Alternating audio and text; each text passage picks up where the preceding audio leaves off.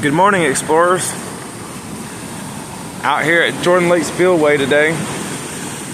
I always like to come out here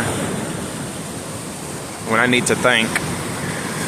But all the rain that we've had lately, the lake's high and got flooding in some areas, so of course they got to control that and let it out. So I had to come down here and check out the spillway.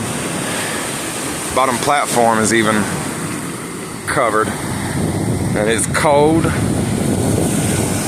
can see the icicles on the railing, so it is very cold. But this is a beautiful sight. The birds are out here feasting. It's peaceful.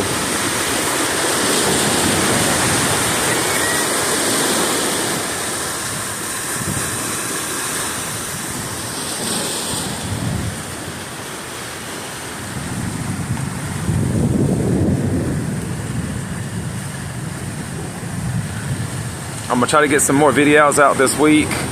Well, not this week, probably next week.